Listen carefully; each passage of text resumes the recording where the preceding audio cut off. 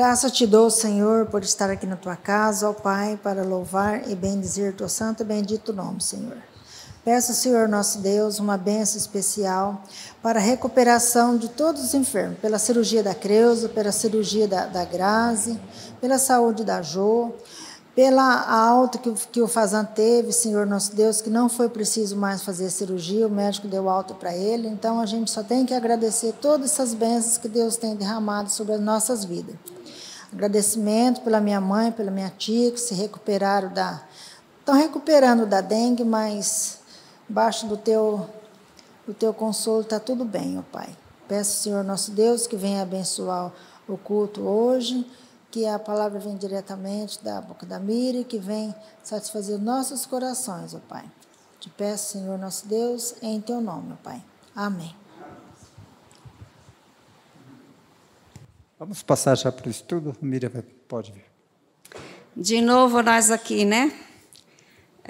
Abrindo a palavra de Deus para observarmos algumas coisas importantes que precisamos para a nossa vida, né? Então, para começar, nós vamos ler Lucas 6, de 1 a 15.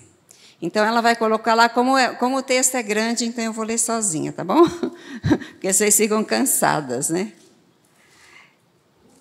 Lucas 6, de 1 a 15. Aconteceu que, num sábado, passando Jesus pelas searas, os seus discípulos colhiam e comiam espigas. Não é Lucas, não. É João. Desculpa, não é Lucas, não, é João. João 6, de 1 a 15. Depois dessas coisas, atravessou Jesus o mar da Galileia, que é o de Tiberíades. Seguia-o numerosa multidão, porque tinham visto os sinais que ele fazia na cura dos enfermos. Então subiu Jesus ao monte e assentou-se ali com seus discípulos.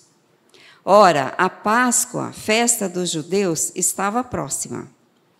Então Jesus, erguendo os olhos e vendo que grande multidão vinha ter com ele, disse a Filipe: onde compraremos pães para lhes dar a comer? Mas dizia isto para o experimentar, porque ele bem sabia o que estava para fazer. Respondeu-lhe Filipe: não lhes bastaria 200 denários de pão para receber cada um o seu pedaço. Um dos seus discípulos, chamado André, irmão de Simão Pedro, informou a Jesus: está aí um rapaz que tem 5 pães de cevada e 2 peixinhos, mas isto que é para tanta gente? Disse Jesus: fazei o povo assentar-se, pois havia naquele lugar muita relva. Assentaram-se, pois, os homens em número de quase 5.000. Então Jesus tomou os pães e, tendo dado graças, distribuiu-os entre eles, e tomando igualmente os peixes, quanto queriam. E quando já estavam fartos, disse Jesus aos seus discípulos: recolhei os pedaços que sobraram, para que nada se perca. Assim, pois, o fizeram, e encheram 12 cestos de pedaços dos 5 pães de cevada que sobraram aos que haviam comido. Vendo, pois, os homens o sinal que Jesus fizera, disseram: este é verdadeiramente o profeta que devia vir ao mundo. Então, pensando nessa passagem, vamos ter um momento de oração. Vou pedir aos irmãos que fiquem de pé, vamos orar mais uma vez, pedindo iluminação de Deus, para que a sua palavra fale aos nossos corações. Grandioso Deus, te agradeço por essa grande oportunidade que temos de abrir a tua palavra e estudá-la, ó Deus, e aplicar na nossa vida. Muito obrigado, Senhor Deus, porque o Senhor usou pessoas para escrever, usou pessoas também para traduzir na nossa língua. Muito obrigado, ó Deus, porque temos a sua palavra à nossa disposição, ó Deus. Que possamos aproveitá-la bem, Senhor. Que possamos amar a tua palavra. Que possamos seguir os seus exemplos e ensinamentos. Ilumina cada coração aqui, Senhor. Que possamos estar cheios da tua graça e que o Senhor Jesus fale novamente aos nossos corações. em nome de Jesus. Amém. Quanto tempo dura um pão quando vocês compram lá na sua casa? Aqui a gente compra muito pãozinho francês, né? E às vezes bisnaguinha, né? Mas e um pão, um filão, que antigamente tinha filão, né? Quanto tempo dura, né, na casa da gente? Depois de algum tempo, ou alguém comeu ou estragou, né? Bolorou. Nós sabemos que não dura muito, mas continuamos a comprar. Por quê? Porque nós precisamos comer. Então, a gente continua comprando. Como estraga, então a gente compra poucas porções, uma pequena porção para cada dia, né? É fácil reconhecer as nossas necessidades físicas, não é? Ou porque se não tiver um pãozinho com manteiga de manhã, um cafezinho, né? Então, é fácil a gente reconhecer as nossas necessidades físicas, mas e quanto às nossas necessidades espirituais? Será que a gente sente a mesma necessidade de nos alimentar sempre, de estar sempre comendo e comendo de novo e comendo de novo, para nos saciar espiritualmente? Então, como a gente já leu o texto todo, agora a gente vai esmiuçar um pouquinho o texto, né? Então, vamos ler capítulo 6, João 6, versículos 1 e 2. Depois dessas coisas, atravessou Jesus o mar da Galileia, que é o de Tiberíades. Seguia-o numerosa multidão, porque tinham visto os sinais que ele fazia na cura dos enfermos. Então, aqui, nós vimos aqui que Jesus passou para o outro lado do mar, né? Hoje a gente não tem a folha, não tem o mapa, mas na aula passada a gente viu que Jesus também atravessou o mar de Tiberíades para curar um endemoniado. Vocês lembram disso? Do estudo da quarta-feira passada, que, aliás, falou muito ao meu coração, aquele estudo. Então Jesus atravessou o mar da Galileia ou de Tiberíades, né? E lembra que eu falei que significava Tiberíades a semana passada? Era uma referência a um certo homem lá chamado Tibério. Então, por isso, mar de Tiberíades, tá bom? Vamos reler o versículo 2? Seguiam numerosa multidão, porque tinham visto os sinais que ele fazia na cura dos enfermos. Por que será que as pessoas andavam atrás de Jesus? Olha a resposta aí. Por quê? Porque eles tinham visto os sinais que ele fazia, porque curava enfermos. Por isso eles seguiam a Jesus, né? Por serem pecadores e eles precisando de um Salvador?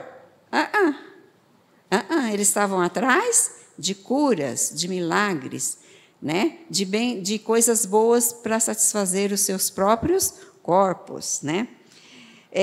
Foi porque eles reconheceram que precisavam de alguém para morrer em seus lugares? Também não, né?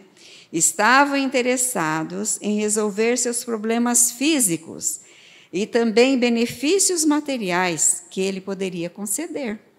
Por isso eles andavam atrás de Jesus, né? Então, eles não se importavam, a grande maioria, né? Não se importavam com as coisas espirituais, só queriam coisas que lhes trouxessem benefícios físicos. Então, vamos considerar uma coisa aqui. Seria inútil uma pessoa seguir os ensinamentos da Bíblia para receber riquezas e coisas materiais e terrenos. Seria o quê? Seria inútil. Por que seria inútil? Crer na Bíblia e confiar só em Jesus como Salvador não vai garantir uma vida confortável, uma vida abundante, melhores condições, a cura de nossas enfermidades. Então, seguir a Jesus e crer em Jesus não nos garante essas coisas. Jesus nunca nos prometeu isso, né? Que Ele ia curar todas as nossas enfermidades, que nós íamos morar numa casa confortável, né? Que nós íamos comer as iguarias, né? Jesus não prometeu. Então, então vamos para confirmar isso aqui, vamos ver 1 Timóteo 1,15.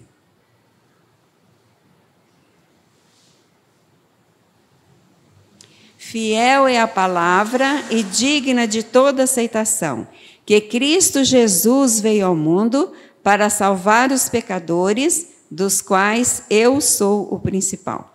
Para que Jesus veio ao mundo? Para salvar os pecadores, não para nos garantir uma vida confortável e sem problemas. Agora vamos ler João 12, 27.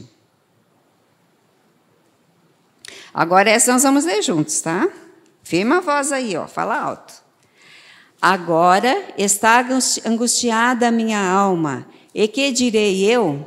Pai, salva-me desta hora, mas precisamente com este propósito vim para esta hora. Aqui é Jesus em agonia antes da cruz. Ele gostaria de não passar por aquela dificuldade tão grande, por aquelas dores tão grandes que ele passou. Mas ele reconhece, né? Mas precisamente com esse propósito foi que eu vim ao mundo. Agora vamos ler outro versículo. João 18, 36 e 37. Respondeu Jesus: o meu reino não é deste mundo. Se o meu reino fosse deste mundo, os meus ministros se empenhariam por mim, para que não fosse eu entregue aos judeus, mas agora o meu reino não é daqui. Então lhe disse Pilatos: logo tu és rei? Respondeu Jesus: tu dizes que sou rei. Eu para isto nasci, para isto vim ao mundo, a fim de dar testemunho da verdade. Todo aquele que é da verdade, ouve a minha voz. Então, todo aquele que é da verdade, ouve a voz de Jesus. Então, esse é o verdadeiro motivo, porque Cristo veio. Deus enviou Jesus para nos libertar de Satanás, nos libertar do pecado e da morte eterna, né? Que nós nascemos sujeitos a ela. Jesus veio para nos livrar disso aqui, não para nos dar vida confortável. Agora vamos voltar para o nosso texto. João 6, 3 e 4. Então subiu Jesus ao monte e assentou-se ali com seus discípulos. Ora, a Páscoa, festa dos judeus, estava próxima, né? Então, ele estava ali por Jerusalém, né? Na festa da Páscoa, os judeus relembravam da última noite que seus antepassados passaram no Egito. Vocês lembram dessas lições? Da noite que eles saíram, que foi a primeira Páscoa? Vocês se lembram que o anjo da morte não entrou em casas da família que tinha matado o cordeiro e colocado o sangue nos umbrais da porta e na verga de suas casas? Então, quando o anjo da morte passava, via o sangue na entrada das casas, então o primogênito não morria, mas se não tivesse, morria, né? Deus lhes ordenou que todos os anos os judeus deveriam matar e comer um cordeiro, em memória da libertação dos seus antepassados. Então, isso aqui era um memorial, para que eles não se esquecessem do grande livramento que Deus havia dado para a nação de Israel. O povo judeu viajava grandes distâncias para participar da festa da Páscoa. E essa festa acontecia em Jerusalém, no templo em Jerusalém. Então, eles vinham, né, em romaria, aquele monte de gente para Jerusalém, para essa festa memorial que era ordenada por Deus, a festa da Páscoa. Então, vamos considerar uma coisa. Sabe, já se havia passado mais ou menos 1.400 anos desde que o povo de Israel havia saído do Egito naquela primeira noite de Páscoa. 1.400 anos. E eles ainda faziam esse memorial, recordavam o grande livramento de Deus. Por que tantos judeus ainda comemoravam a Páscoa? Acaso Eram eles todos crentes em Deus, aguardando o Salvador? Não, não era, não. Muitos iam para Jerusalém na Páscoa, mas nem todos estavam aguardando o Salvador, né? Alguns comemoravam a Páscoa por costume. Será que nós não comemoramos, não, por costume também, muitas coisas? Será que nós não vemos a igreja cada domingo por costume, por mero costume, né? Outros porque queriam seguir a lei exteriormente. Contudo, lá no seu coração, eles não se importavam realmente, né? Eles não se importavam com Deus e nem criam nele lá no fundo dos seus corações. Mas havia alguns que guardavam a Páscoa porque Deus havia ordenado, porque criam em Deus e confiavam que Ele enviaria aquele Salvador. Deus cumpriu o que prometeu. Jesus, afinal, tinha vindo. Estava entre os homens, estava entre nós, né? Agora, vamos ler os versículos de 5 a 9. 5 pães e 2 peixinhos. João 6, de 5 a 9. Então Jesus, erguendo os olhos e vendo que grande multidão vinha ter com ele, disse a Filipe: Onde compraremos pães para lhes dar a comer? Mas dizia isto para o experimentar, porque ele bem sabia o que estava para fazer. Respondeu-lhe Filipe: Não lhes bastariam 200 denários de pão para receber cada um o seu pedaço. Um de seus discípulos, chamado André, irmão de Simão Pedro, informou a Jesus: Está aí um rapaz que tem 5 pães de cevada e 2 peixinhos, mas isto que é para tanta gente? Então, Jesus aqui, a gente já sabia que ele sabia o que ele queria fazer, né? Ele queria experimentar o seu discípulo. Jesus tem prazer em nos alimentar, muito prazer. Eu tenho uma gratidão no meu coração, nunca faltou comida, nunca. Podia ser simples, mas nunca faltou a comida, né? Porque Jesus tem prazer em nos alimentar. Não somente o nosso corpo passageiro, que vai voltar à terra, mas também o nosso espírito, a nossa alma. Deus tem prazer em nos alimentar. Mas, e quando nós achamos que temos recursos para suprir nossas necessidades espirituais, Jesus não faria nada para nos salvar. Quando a gente acha que a gente é bom o suficiente, ou que a gente não precisa tanto assim da palavra de Deus, sabe? Então, Jesus não vai fazer nada, né, para nos salvar. Ele fez essa pergunta a Filipe, né? Fez essa pergunta a Filipe para ver a reação dele. Filipe já tinha visto muitos milagres de Jesus, não tinha? Ah, tinha visto muitos milagres, né? Você lembra de algum milagre que Filipe presenciou? Vocês lembram de algum milagre que Jesus fez? Fala um aí. Aí, curou cego, o que mais?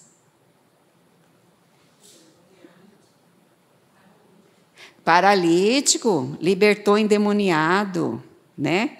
Então, como é que Filipe, né? Como é que Filipe deve ter reagido? Jesus queria que Filipe confiasse nele para suprir a necessidade do povo, né? Eu fico muito impressionada e fico muito triste quando eu vejo alguém que conhece a Deus, conhece a palavra de Deus e fica muito inseguro se ele vai ter o alimento, se ele vai ter isso, se ele vai ter aquilo. Como se Deus não pudesse nos suprir cada uma das nossas necessidades, né? Sim. Nenhum pardal, ele cuida de um pardal, imagina nós. Então, agora vamos reler os versículos 9 até o 13. Está aí, então Filipe disse para Jesus, né? Está aí um rapaz que tem 5 pães de cevada e 2 peixinhos, Mas isto que é para tanta gente? Disse Jesus: fazei o povo assentar-se, pois havia naquele lugar muita relva. Assentaram-se, pois, os homens em número de quantos? 5.000, né? Sem contar mulheres e crianças. Então, quantos será que tinha aí? Quanta gente será que tinha ali, né? Então, algo parecido com os 15.000. Eu imagino também que fosse assim, né? Porque normalmente um casal não tinha um filho só, né? Dificilmente um casal teria um filho só. Então, André chegou até Jesus e disse: tem um rapaz aqui, ele tem 5 pães de cevada e 2 peixinhos. Gente, a gente imagina, né, Vande? 15.000 pessoas. Imagina.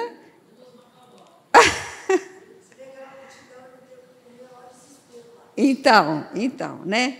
Então, mas imagina para tanta gente, 5 pães e 2 peixinhos, né? Então, mas tinha cerca de aproximadamente 15.000 pessoas, né? Então, teria, é muita gente. Então, vamos reler o versículo 9 outra vez. Está aí um rapaz que tem 5 pães de cevada e 2 peixinhos, mas que é para tanta gente? Então, isso era pouco demais para aquele monte de gente, né? Era pouco demais. Então, precisava de muito mais do que isso. Então, quando Jesus repartiu os pães e os peixes, esses começaram a multiplicar-se nas suas mãos. Então, vamos fazer uma comparação. Mais ou menos 1.400 anos antes, Jesus estava lá no deserto, junto com o seu povo, que tinha saído do Egito, estava perambulando pelo deserto, alimentando mais de quase umas 3 milhões de pessoas, né, de israelitas. O pão diário faltou? Não, o pão diário não faltou. O maná era fiel. Todas as manhãs eles podiam colher o maná, que Deus não deixou faltar um só dia. Exceto as sextas-feiras que eles tinham que colher em dobro, né? Em vez de um gomer por pessoa, então tinha que colher 2, porque no sábado era o dia de descanso, de adoração e de descanso. Jesus fez isto porque Ele é todo-poderoso. Jesus usou o que um único rapaz perdeu, sacrificando para o bem de todos. Eu fico só pensando, né? Se fosse eu lá, se fosse você lá, Ruth, você só tem 5 pães e 2 peixinhos só para o seu lanchinho. Você ia colocar nas mãos de Jesus? Será que a gente ia? Ou ia pensar só em mim? Ah, não, se eu dou e depois, eu vou comer o quê? Né? Então, é muito importante essa lição na nossa vida. Quanto de você tem dado para que as pessoas recebam o pão da vida, que é o Senhor Jesus? Quanto do seu salário você tem empregado? Quanto dos seus bens você tem empregado para que outros recebam o pão da vida, que é Jesus? Grande lição para nós esse rapaz, né? Então,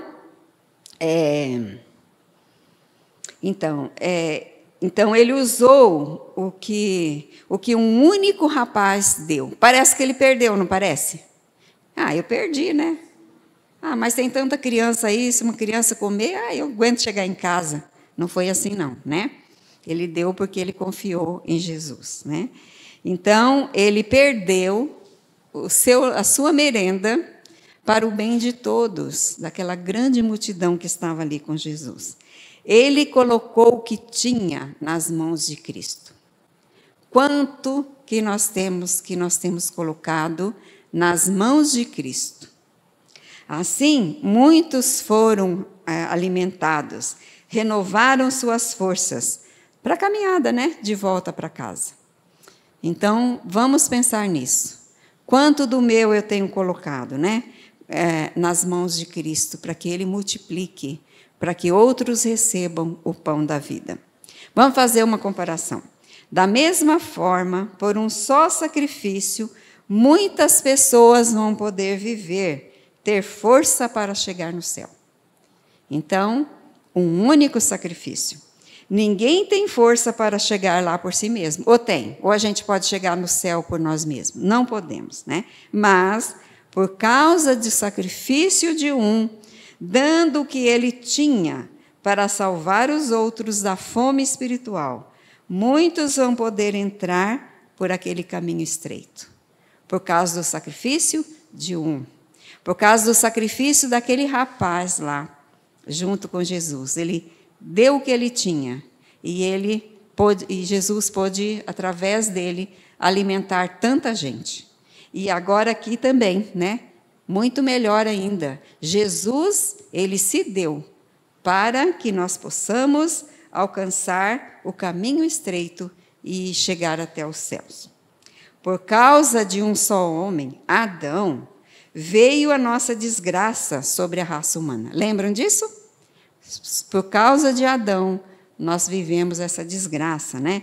Então, por um só homem, veio a salvação sobre muitos também. Por um entrou a desgraça no mundo, e por um veio a libertação das pessoas, né? Agora, o que será que o povo estava pensando? Aquela multidão de gente que estava lá, o que será que eles estavam pensando, né? Vamos ler, então, os versículos 14 e 15. Então, todo mundo agora estava saciado, né? Todo mundo tinha comido o seu pedaço, a sua porção. Versículos 14 e 15. Vendo, pois, os homens o sinal que Jesus fizera, disseram: este é verdadeiramente o profeta que devia vir ao mundo.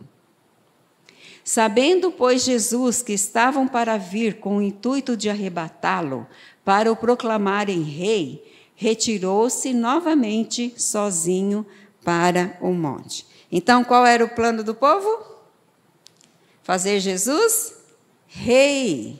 Porque se Jesus fosse rei, eles não teriam mais fome, porque Jesus ia suprir todas as suas necessidades.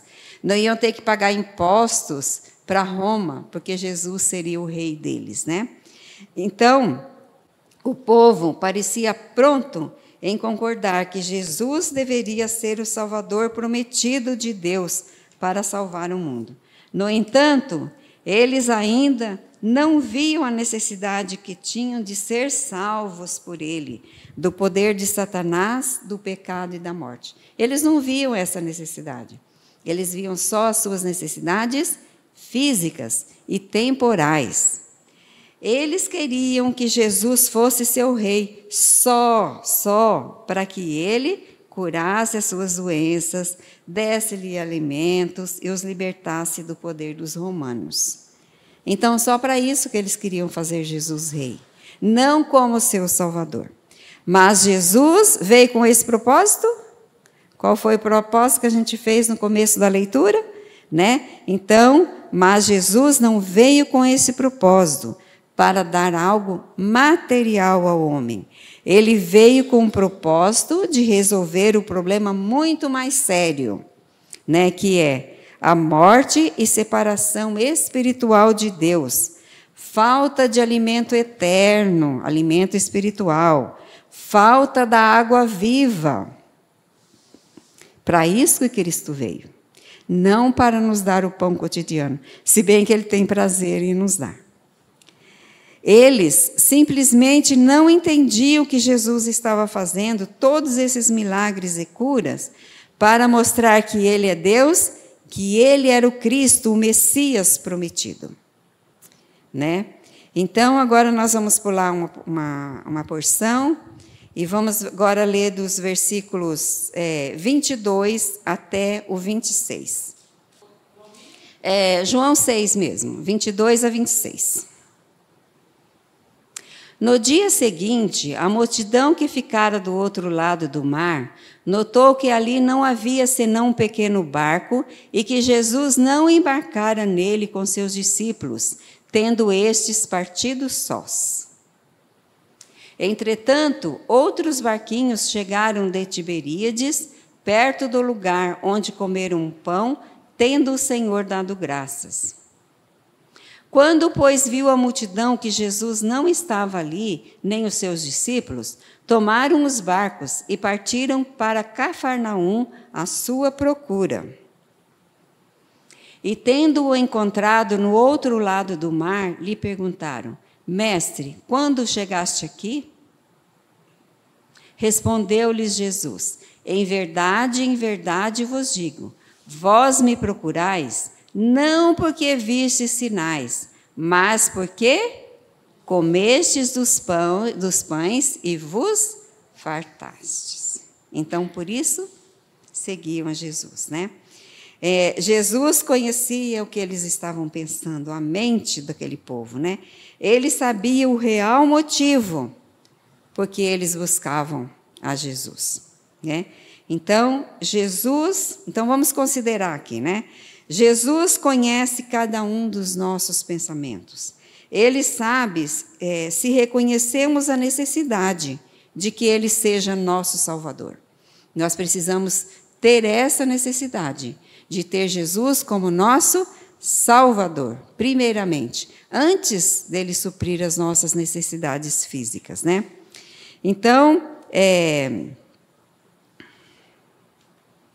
Então, agora vamos ler o versículo 27. Jesus, o pão da vida. Trabalhai não pela comida que perece, mas pela que subsiste para a vida eterna, a qual o Filho do Homem vos dará, porque Deus, o Pai, o confirmou com o seu selo. Então, qual é a comida que devemos buscar e procurar? Qual é? Mas pela comida que subsiste para a vida eterna. Então, Jesus não estava dizendo que era errado trabalhar, viu, gente? Ele não estava dizendo isso, não. É errado trabalhar, né, para obter o alimento. Ele estava dizendo às pessoas que não deveria trabalhar apenas para as nossas necessidades físicas e materiais. Nós também devemos buscar o alimento espiritual, né? Então, elas também deveriam fazer tudo o que pudessem para assegurar vida eterna com Deus quando deixasse esse mundo. Então, trabalhar para o pão que perece, para a gente ter o pão na mesa todos os dias, porém, também, né, assegurar a vida eterna quando a gente deixar esse mundo, né? Esses dias mesmo a gente tem perdido alguns irmãos mais idosos aqui da igreja, né? Então, nós devemos pensar nisso na nossa vida, que nós também vamos. E para onde é que a gente vai? Será que nós estaremos alimentados, né? Então, assegurar a vida eterna antes de partirmos desse mundo. Jesus estava dizendo que refletissem e se esforçassem para obter o quê? Alimento espiritual e eterno. A gente se esforça tanto, tem gente que até exagera, né? Trabalha tanto para ter o alimento que perece, mas às vezes o alimento que não perece, que vai ter uma durabilidade eterna, não se preocupam tanto, né? A vida continua depois que nossos corpos morrem. Nós viveremos para sempre no céu ou no lugar de castigo eterno. Onde é que nós vamos viver eternamente? No céu ou no inferno? Não haverá nenhum benefício para nós se tivermos um corpo sadio, riquezas, e quando morrermos formos para o inferno. Vocês não acham que não é vantagem nenhuma? Comermos muito bem, temos um corpo muito sadio, mas e depois da morte? Agora vamos ler João 6, vamos ler os versículos 28 e 29. Dirigiram-se, pois, a ele, perguntando: que faremos para realizar as obras de Deus? Respondeu-lhes Jesus: a obra de Deus é esta, que creiais naquele que por ele foi enviado.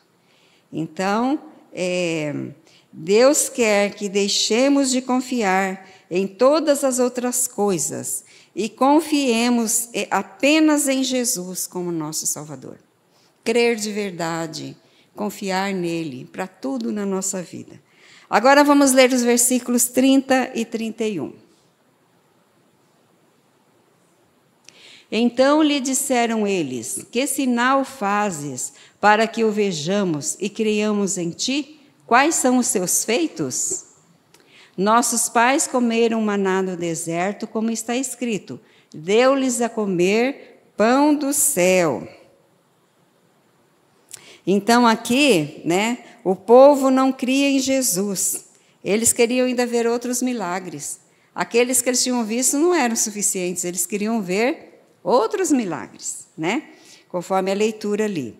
Então, eles só queriam ver as grandes coisas que Jesus fazia, ao invés de ouvirem a verdade que ele estava ensinando. Então, a mensagem que ele estava transmitindo, eles não queriam ouvir, não. Eles só queriam os benefícios carnais mesmo, né? Humanos mesmo. Eles relembraram a Jesus do maná que os seus antepassados comeram no deserto durante 40 anos. Então, eles estavam falando, mas eles comeram maná e morreram, né? Então, eles atribuíam a dádiva do maná para quem? Para Moisés ou para Deus? Eles atribuíram o milagre do maná no deserto. Eles atribuíram esse milagre a quem? A Moisés ou a Deus? A Moisés. Eles falaram que Moisés é que tinha dado o maná, né? Mas não a Deus. Eles diziam que se Jesus fosse mesmo Cristo, deveria mostrar um sinal tão grande quanto ao que Moisés estava mostrando. Agora vamos ler os versículos 32 e 33. Replicou-lhes Jesus: em verdade vos digo, não foi Moisés quem vos deu o pão do céu.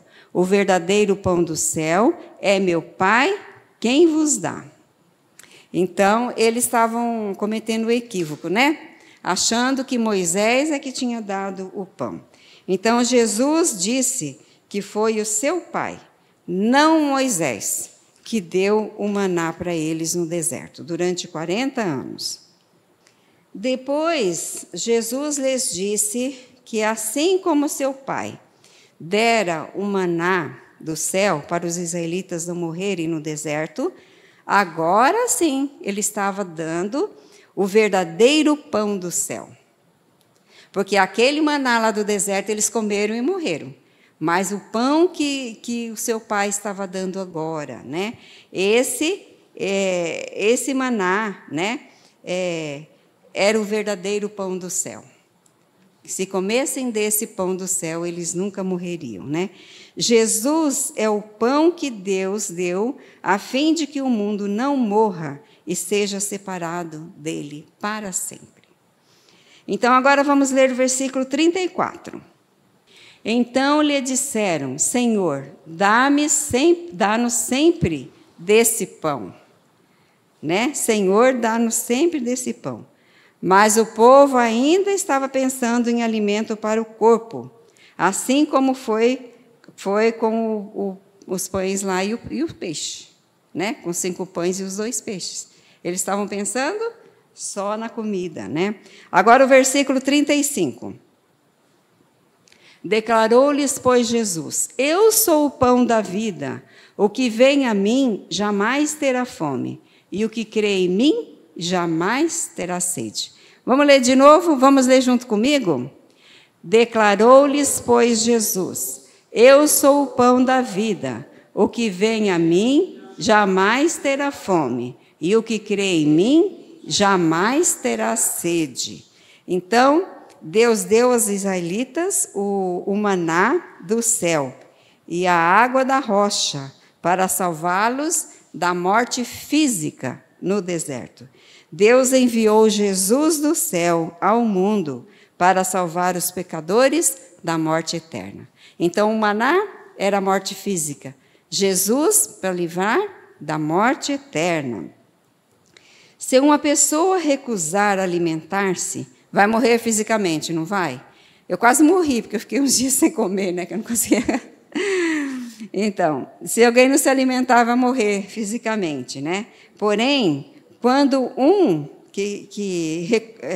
Porém, qualquer um que recuse confiar em Jesus como seu Salvador, permanecerá morto para Deus, separado dele para sempre.